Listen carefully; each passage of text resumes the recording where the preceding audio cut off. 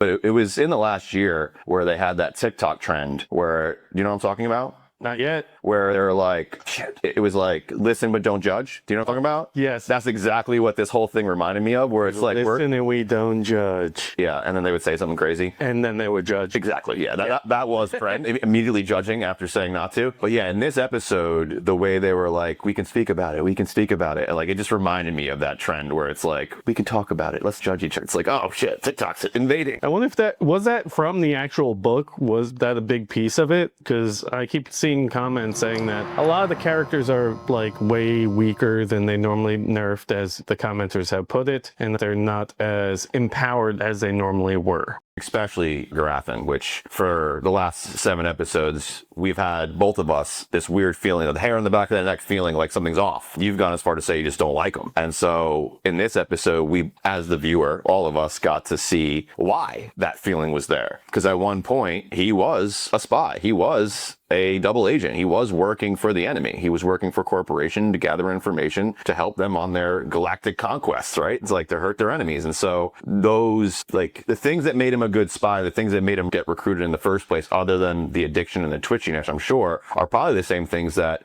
made us and then the original crew feel weary around him. And now we know why. And I think now that we know why, and know that he had the moment of clarity to admit his flaws and want to move past them, which is always, you know, we always love that. Anytime anyone wants to be like, I can admit I fucked up and I want to get better. Great, let's go. So now we're rooting for him. And well, I don't know necessarily rooting for him yet. He's still a dick. I have a way bit different perception of him now, and I think he belongs, and I want to see the whole team succeed. Where before I kind of liked the idea that Murderbot didn't really like him. I like him now. I'm not necessarily like full let's go, but I like him. Yeah, I see what you're saying.